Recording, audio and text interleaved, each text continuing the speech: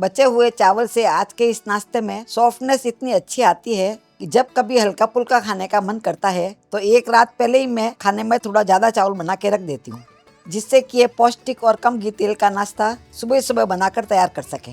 तो सबसे पहले यहाँ पर मैंने एक मिक्सी का जार लिया है और रात को जो चावल मैंने बनाए थे उसमें से 1 कप जितने चावल बच गए हैं। पूरे बचे हुए चावल को इसमें डाल देते हैं। इसी के साथ चावल अच्छे से पिस के तैयार हो तो इसमें 2 से 3 टेबल स्पून जितना पानी डाल देते हैं। पानी ज़्यादा नहीं डालना है। इसी के साथ इसमें 1 टीस्पून जितना तेल डाल देते हैं। तेल आप अपने घर में जो भी खाते हैं उसका इस्तेमाल कर सकते हैं और ढक करके इसका स्मूथ पेस्ट बना लेते हैं। थोड़ा सा पानी डाल करके पिसेंगे तो इसका पेस्ट एकदम स्मूथ बन के तैयार होता है। अभी यहाँ पर मैंने एक पैन लिया है और पैन के अंदर जो चावल को हमने पीस के रखा है वो इसमें डाल देते हैं। इसी के साथ इसमें 1 कप जितना पानी डाल देते हैं। पानी डाल करके इसे अच्छे से मिक्स कर लें। अभी तक हमने गैस चालू नहीं किया है। अभी चावल को हमने अच्छे से मिक्स कर लिया है और गैस को चालू कर देते हैं। गैस चालू करने के बाद में इसे कंटिन्यू चलाते रहेंगे, जिससे कि पानी के अंदर ये चावल अच्छे से मिक्स हो जाए। और इसी के साथ इसमें 1 छोटा चम्मच जितना नमक डाल देते हैं। तो नमक आप अपने स्वाद के अनुसार कम ज़्यादा डाल सकते हैं। और 1 छोटा चम्मच जितना ही चिली फ्लेक्स डाल देते हैं। आपके पास चिली फ्लेक्स नहीं हो तो इसकी जगह पर लाल मिर्ची का पाउडर भी डाल सकते हैं। अभी इसमें उबाल आने के बाद में आँच को स्लो और मीडियम के बीच में कर लेते हैं। इस समय आँच में तेज़ नहीं रखनी है। इसी के साथ यहाँ पर मैंने 1 कप जितनी सूजी ली है। ये महीन वाली सूजी है। यदि आपके पास बड़ी वाली सूजी हो तो मिक्सी के जार में डाल करके उसे पीस लें, वो महीन सूजी बन जाएगी। अभी थोड़ा थोड़ा करके इस सूजी को इसमें डाल देंगे और अच्छे से मिक्स कर लेंगे। वैसे आज की रेसिपी आप कहाँ से देख रहे हैं मुझे कमेंट बॉक्स में लिख करके जरूर बताएं। साथ ही आपको ये वीडियो पसंद आता है तो आप इसे लाइक जरूर करें। उबलते हुए पानी में डालते हैं तो सूजी फटाफट पक जाती है। सूजी ने पूरे पानी को एब्जॉर्ब कर लिया है और कढ़ाई को भी अच्छे से छोड़ दिया है। अभी हम गैस को बंद कर देंगे और ढक करके इसे 5 मिनट के लिए रख देते हैं। 5 मिनट में सूजी अच्छे से सेट हो जाएगी। अभी इसे खोल करके देख लेते हैं। देखिए आराम से ये सेट हो गया है। अभी इसे एक परात के अंदर ट्रांसफ़र कर लेते हैं। ये बहुत ही अच्छे से पक गया है और पूरी कढ़ाई को इसने साफ़ कर दिया है। अभी इसको इस तरह से फैला करके ठंडा करने के लिए रख देंगे। गरम गरम का इस्तेमाल नहीं करना है। तब तक यहाँ पर मैंने एक मिक्सी का जार लिया है और मिक्सी के जार में 3 हरी मिर्ची डाल देते हैं। तो तीखापन आप अपने हिसाब से कम ज़्यादा रख सकते हैं।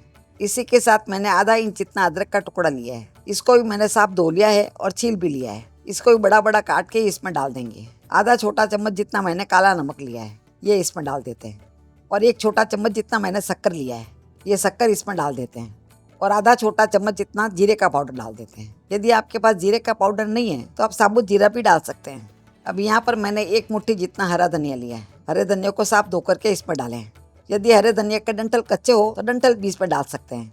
अब यहाँ पर मैंने 2 टेबल स्पून जितने भुजिया लिए हैं। भुजिया डालने से इसमें स्वाद भी अच्छा आएगा। इसी के साथ इसकी कंसिस्टेंसी बहुत अच्छी आएगी। और 1 टीस्पून जितना इसमें हम नींबू का रस डाल देते हैं। यानी मैंने 1 नींबू का रस निकाला था वो पूरा डाल दिया है। और 1/4 छोटा चम्मच जितना सादा नमक डाल देते हैं। और अच्छे से पीसने के लिए इसमें 2 टेबल स्पून जितना पानी डाल देते हैं। पानी हमें बहुत ज़्यादा नहीं डालना है। अभी ढक के इसे पीस लेते हैं। तो आप देख पा रहे हैं ये बहुत ही अच्छी चटनी पीस करके तैयार हुई है। इसमें हमने हल्की सी चीनी ऐड की है, इसीलिए इसका स्वाद बहुत ही अच्छा आता है। आप किसी भी चाट के साथ में या नमकीन के साथ भी खाएंगे तो बहुत ही स्वादिष्ट लगती है। अभी इसे हम साइड में रख देंगे। और यहाँ पर मैं आपको बता देती हूँ कि आधा कप मूंग दाल को मैंने रात को ही भिगा के रख दिया था। तो रात भर में आप देख पा रहे हैं दाल बहुत ही अच्छे से भीग गई है। इस तरह से तोड़ के देखेंगे आराम से इसके टुकड़े हो रहे हैं। मैंने यहाँ पर मूंग दाल ली है। इसकी जगह पे आप चाहे तो मसूर की दाल या चने की दाल भी लेंगे तो उससे भी नाश्ता अच्छा बन जाएगा। पर आपको 2 घंटे इसे भिगाना बहुत जरूरी है। अब इसका पानी निकाल करके इसे मिक्सी के जार में ट्रांसफर कर लेते हैं। पानी इसमें हमें बिल्कुल भी नहीं डालना है, क्योंकि दाल अच्छी सी भिगी हुई होती है तो आराम से पीस जाती है। अब यहाँ पर मैंने 3 हरी मिर्ची ली है। 3 हरी मिर्ची को रफली काट के इसमें डाल देंगे। इसी के साथ 1 इंच अदरक का टुकड़ा लिया है, जिसको साफ धो करके छील लिया है। ये भी रफली काट के इसमें डाल देते हैं। अदरक भी इसके साथ में अच्छे से पिस जाएगा। इसी के साथ यहाँ मैंने आधा बीटरूट लिया है। बीटरूट तो आप जानते ही है कि हमारे हेल्थ के लिए बहुत अच्छा होता है, पर बच्चों को ये खाना बिल्कुल भी पसंद नहीं है। आप इस तरह से डालेंगे तो इसका लुक भी बहुत अच्छा आएगा और बच्चे भी आराम से खा लेंगे। बीटरूट को साफ धो करके छिलका निकालने के बाद में इसमें डालें। अभी इसमें आधा छोटा चम्मच जितना नमक डाल देते हैं और ढक करके इसे पीस लेते हैं। तो आप देख पा रहे हैं दाल बहुत ही अच्छे से पिस गई है। इसको पीसने में हमने कुछ भी पानी का इस्तेमाल नहीं किया है। अब इस पेस्ट को एक बाउल के अंदर ट्रांसफर कर लेते हैं। अभी इसके साथ में इसमें कुछ मसाले डाल देते हैं। तो 1/4 छोटा चम्मच जितना हींग डाल देते हैं। हींग डालने से क्या नाश्ता पचने में हल्का रहेगा। हींग की खुशबू इसमें बहुत ही अच्छी लगती है। और 1 छोटा चम्मच जितना जीरे का पाउडर डाल देते हैं और 1 छोटा चम्मच जितना ही धनिया का पाउडर डाल देते हैं। अब यहाँ पर मैंने थोड़ा सा हरा धनिया लिया है। हरा धनिया से इसका लुक बहुत अच्छा आएगा और इसी के साथ इसमें खुशबू बहुत ही अच्छी आती है और हरा धनिया से स्वाद तो इसका कई गुना बढ़ जाता है। अभी एक बार इसको अच्छे से मिक्स कर लेते हैं।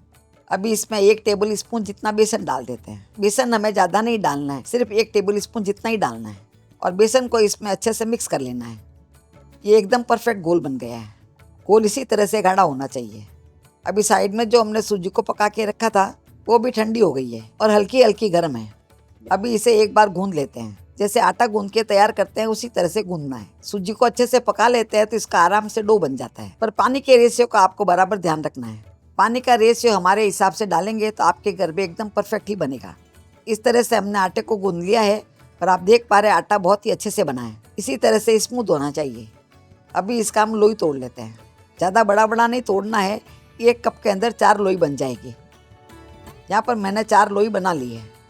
अभी यहाँ पर मैंने एक चकला लिया है और चकले के ऊपर थोड़ा सा तेल लगा देते हैं और इस लोई को इसके ऊपर रख देंगे। इसी के साथ बेलन के ऊपर भी थोड़ा सा तेल लगा देंगे जिससे क्या चिपकेगा नहीं। आटा एकदम स्मूथ बना है इसीलिए आराम से आप इसे बेल पाएंगे। इसे हमें बहुत ज़्यादा पतला नहीं बेलना है, इस तरह से थोड़ा मोटा ही रखना है।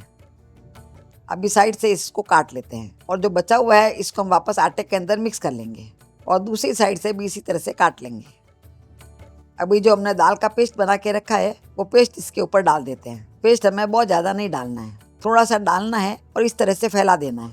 पतला पतला फैलाना है, ज़्यादा मोटा नहीं फैलाना है और चाकू से इस तरह से स्मूथ कर लेंगे। ये आराम से स्मूथ हो जाएगा और सभी जगह अच्छे से फैल जाएगा। अभी इसको गोल गोल लपेट लेते हैं। उठा करके आप इस तरह से लपेट लें। बहुत ज़्यादा भरेंगे तो ये बाहर निकलने लग जाएगा, बहुत ज़्यादा नहीं भरना है। इस तरह से लपेट करके इसे चिपका दें। इसका बहुत ही अच्छा रोल बन गया है और जिस जगह से चिपकाया है वो साइड हमें नीचे रखना है। इस तरह से हमने 4 बना करके तैयार कर लिए हैं। तो आप देख पा रहे हैं दिखने में बहुत ही सुंदर लग रहे हैं। अभी यहाँ पर मैंने कढ़ाई ली है और कढ़ाई में लगभग 1.5 से 2 कप जितना पानी डाल देते हैं और इसके अंदर मैंने इस तरह से रिंग रख दी है। आपके पास रिंग नहीं हो तो कोई कटोरी हो तो वो भी रख सकते हैं, प्लेट भी रख सकते हैं और गैस को चालू कर देते हैं। इसी के साथ यहाँ पर मैंने एक छलनी ली है। इस तरह की छलनी तो सभी के घर में मिल जाती है। इस तरह की छलनी आपके पास नहीं हो या दूध को कवर करते हैं वो वाली छलनी आपके पास हो तो उसका भी इस्तेमाल कर सकते हैं। और थोड़ा सा तेल छलनी के अंदर लगा देते हैं जिससे कि नाश्ता हमारा चिपके नहीं, आराम से निकल जाए। थोड़ा थोड़ा तेल हमें ज़रूर लगाना है। इस तरह से पूरी छलनी के अंदर मैंने तेल लगा दिया है। अभी जो हमने नाश्ता बनाया है वो एक एक करके इसमें रख देंगे और थोड़ा थोड़ा गैप इसके बीच में रखेंगे क्योंकि पकने के बाद में थोड़ा सा ये फूल जाता है। इस तरह से चारों रोल को मैंने इसमें रख दिया है। अभी इसमें से भाप आने लग गई है। भाप आने लग जाती है उसके बाद में ढक करके इसे हमें 10 से 12 मिनट तक पकाना है। 10 से 12 मिनट में ये बहुत ही अच्छे से पक जाएंगे। अभी इसे पकाते हुए लगभग 10 से 12 मिनट हो गए हैं। इसे खोल करके देख लेते हैं। 10 से 12 मिनट में ये बहुत ही अच्छे से पक जाते हैं और काफ़ी फूल भी गए। देखिए इसके बीच में मैंने गैप रखा था वो गैप कम हो गया है। अभी कोई भी टूथपिक वगैरह ले लें और इसके अंदर डाल करके देख लें, ये एकदम क्लीन निकली है। इसका मतलब ये बहुत ही अच्छे पक गए हैं। यदि ये क्लीन नहीं निकलती है तो 2 से 3 मिनट तक आप और पका लें। अभी इसे निकाल करके इसे ठंडा करने के लिए रख देंगे। गरम गरम का हमें इस्तेमाल नहीं करना है। ठंडे होने के बाद में इसको हम निकाल लेंगे। ये आराम से निकल जाएंगे क्योंकि छलनी में हमने तेल लगा दिया था। तेल लगाने से ये इजीली निकल जाते हैं। अभी इसको हम एक बोर्ड के ऊपर ले लेते हैं जिससे आराम से काट पाएंगे। यहाँ मैंने सूजी से बनाया है। यदि आपके पास सूजी नहीं हो और चावल का आटा हो तो उससे भी आप बना सकते हैं। चावल के आटे से भी इसी तरह से बनाना है। अभी इसको हम काट लेंगे। यहाँ मैंने आधा इंच का काटा है। देखिए बिखरते बिल्कुल भी नहीं है, ये इजीली कट जाएंगे क्योंकि ये परफेक्ट पके हुए हैं। वैसे बच्चों को बीटरूट खाना पसंद नहीं है पर इस तरह से खिलाएंगे तो आराम से वो खा लेंगे। दिखने में आप देख पा रहे कितने सुंदर लग रहे हैं। इस तरह से मैंने सभी को काट करके तैयार कर लिया है। और यदि आपको हेल्दी खाने का शौक है तो आप इसे ऐसे ही चटनी के साथ में खाएंगे या टमाटो केचप के साथ में खाएंगे तो बहुत ही स्वादिष्ट लगते हैं। इस रेसिपी का आराम यह है कि इस तरह से बना करके आप लीक टाइट डब्बे में भर के रख देंगे तो जब भी आपको इस्तेमाल करना हो तो उसी समय काट करके इसका इस्तेमाल कर सकते हैं या आप चाहे तो काट के भी रख सकते हैं। अभी यहाँ पर मैंने एक पैन लिया है और पैन में लगभग 1 टेबल स्पून जितना तेल डाल देते हैं। मैं मेरे घर में इस तरह से बनाती हूँ इसीलिए आपको दिखा रही हूँ। आप थोड़ा सा तेल डाल करके बनाएंगे तो इसका स्वाद कई गुना बढ़ जाएगा। तेल गर्म होने के बाद में 1 छोटा चम्मच जितना इसमें राई डाल देंगे। राई चटकने लग जाती है तो उसके बाद में 2 हरी मिर्ची को मैंने लंबा लंबा ही काट लिया है। किसी को तीखा खाना पसंद है तो ये मिर्ची भी खा सकते हैं, तीखा खाना पसंद नहीं है तो निकाल सकते हैं। यहाँ पर मैंने 8-10 कड़ी पत्ते लिए हैं, ये भी इसमें डाल देते हैं। कड़ी पत्ते का फ्लेवर इसमें बहुत अच्छा आएगा। अभी जो नाश्ता हमने बनाया है वो नाश्ता इसमें डाल देते हैं और नाश्ते को अच्छे से मिक्स कर लेते हैं। तो इस तरह से आप देख पा रहे हैं, उलट पलट के मैंने इसे हल्का सा क्रिस्पी कर लिया है, जिससे खाने में और भी ज़्यादा अच्छा लगेगा। ये बिखरते बिल्कुल भी नहीं है, सभी इंटेक्ट रहते हैं। तो आज की रेसिपी में आपने देखा कि हमने प्याज और लहसुन का इस्तेमाल नहीं किया है। बिना प्याज लहसुन के भी आप इसे बना करके तैयार कर सकते हैं। और हमारे बच्चों को थोड़ा सा प्याज खाना पसंद है, इसीलिए मैंने हरा प्याज लिया है, इसको इसके ऊपर डाल देते हैं। यदि आप प्याज नहीं खाते हैं तो इसकी जगह पर हरा धनिया डाल सकते हैं, हरा धनिया से भी बहुत अच्छा लगेगा। आज इस नाश्ते को मैंने धनिया की खट्टी मीठी चटनी और टमाटो केचप के साथ में सर्व किया है। यदि आप इसे नारियल की चटनी के साथ भी खाएंगे तो भी बहुत स्वादिष्ट लगता है। तो आप देख पा रहे हैं, मैंने इसमें 1 कप बचा हुआ चावल डाला था, जिस कारण से इसमें सॉफ्टनेस बहुत ही अच्छी आई है। तो आप भी अपने घर में इसे ज़रूर ट्राई करें। फिर मिलेंगे ऐसे ही दूसरे वीडियो में। तब तक के लिए बाय एंड टेक केयर।